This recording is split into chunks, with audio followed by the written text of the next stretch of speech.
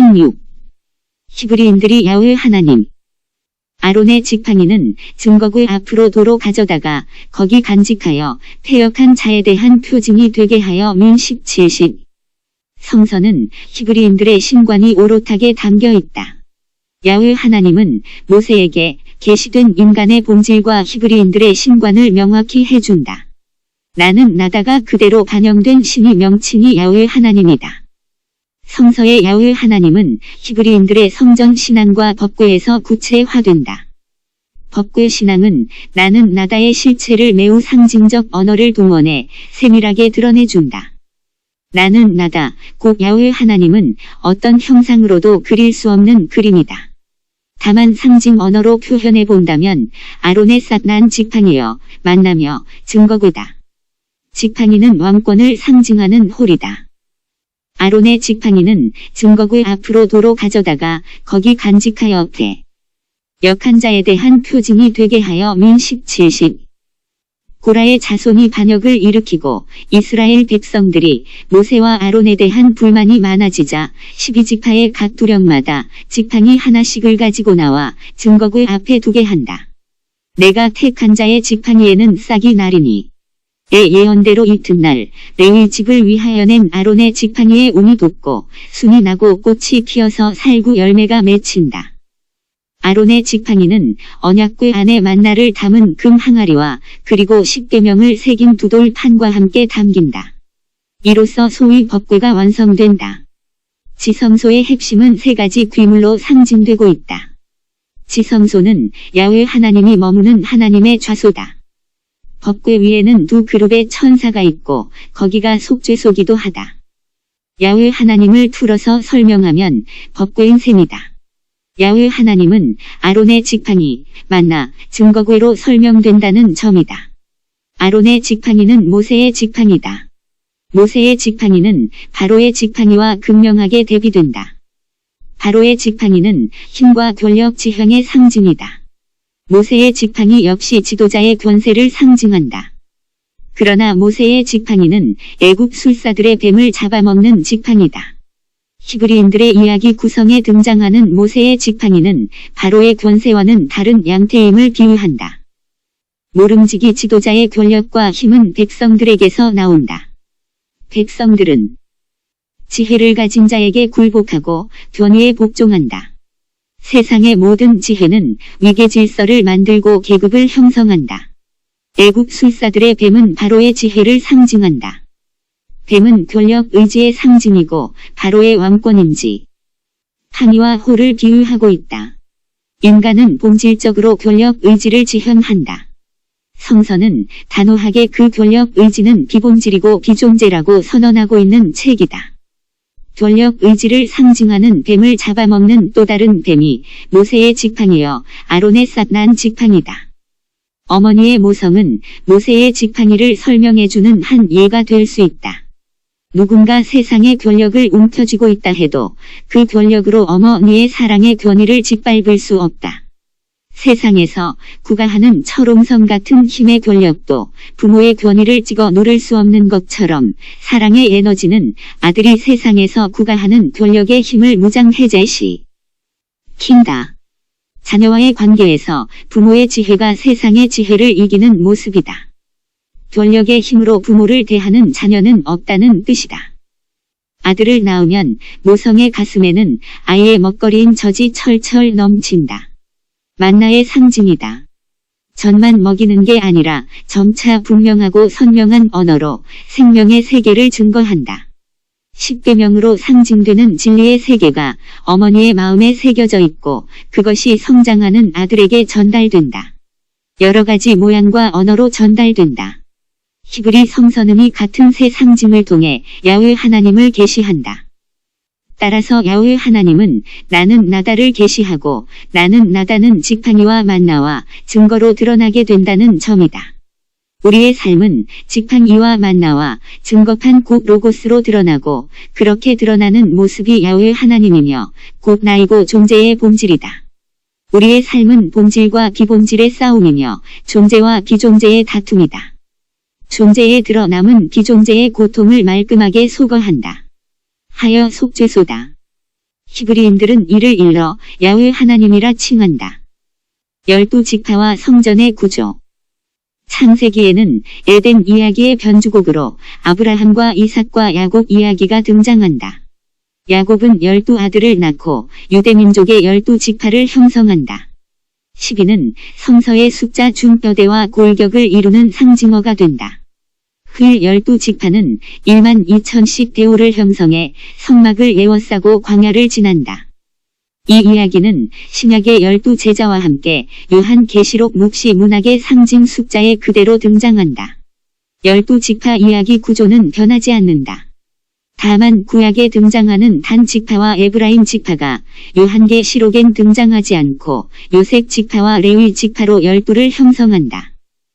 성전은 12기둥으로 이루어져 있고 성전 문 또한 12이다. 성전은 우리의 마음을 상징한다.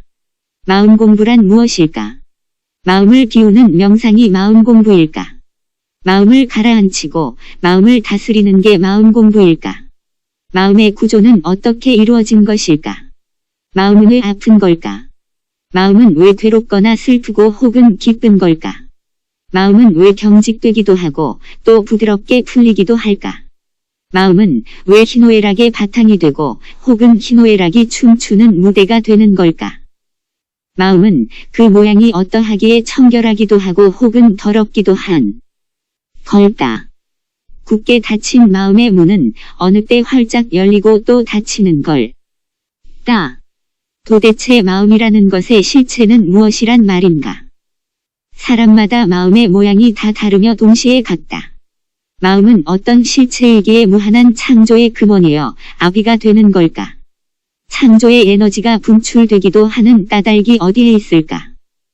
자비와 긍휼과 지혜가 솟아나는 보고요 샘 근원이 또한 거기에 있으니 신비한 일 아닌가? 목마르지 않는 샘 근원의 실체는 어떻게 주어지는 것인가? 그와는 정반대로 무적행 또한 마음의 세계에 존재하는 것이 아닌가? 그러니 마음이 도대체 어떻게 생겨먹은 것인지 궁금하지 않은가? 마음은 있는 것인가? 없는 것인가?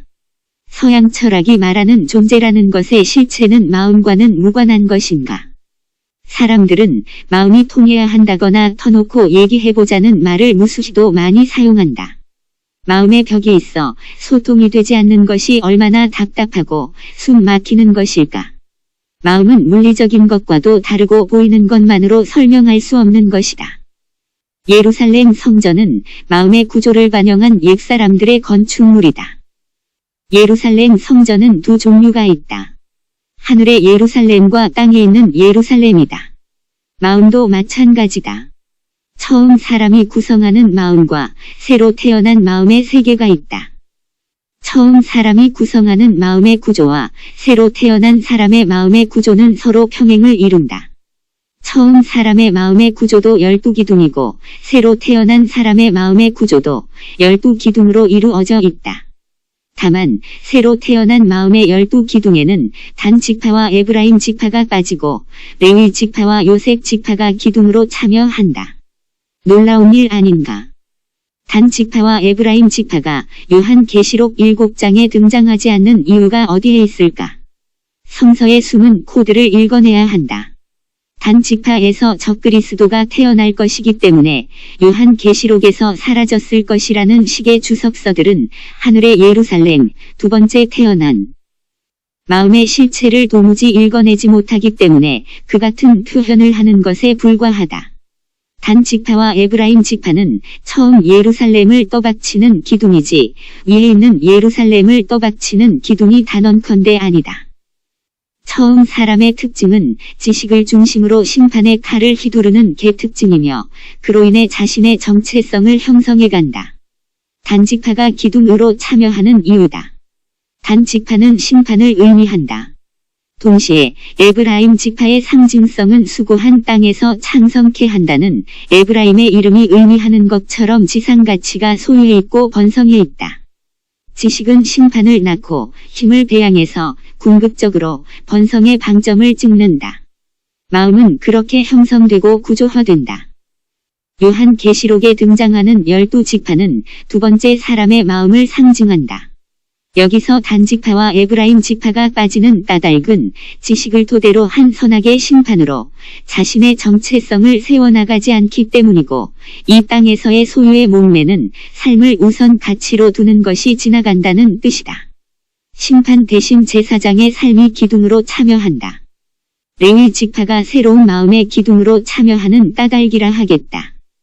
심판 대신 화해와 화평이 마음의 기둥이 된다. 본래 므낫세 지파와 에브라임 지파는 요셉의 두 아들이었고 이들이 12지파를 형성했었다. 요한계시록에서 에브라임 지파 대신 요셉 지파가 새로운 마음의 기둥으로 등장한다. 요셉은 자녀를 생산할 수 없었던 야곱의 아내 라헬의 첫 번째 아들이고 야곱의 11번째 아들이다. 하나님이 라헬의 부끄러움을 씻어주었다고 해서 이름을 요셉이라 했다. 창 32-22-23 참조. 요셉은 하나님과 더한다는 뜻이다. 그러므로 번성이 처음 사람의 마음을 떠받치는 기둥이었다면 두 번째 사람의 마음은 번성의 차례에 요셉 지파국, 그가 더한다는 세계관이 찾아온다. 여기서 하나님은 지성소의 거룩한 빛이다. 처음 사람은 야곱과 그의 네 아내들 사이에서 이루어지는 시기와 질투, 그리고 갈등의 여정에서 형성되는 마음의 세계라 하겠다.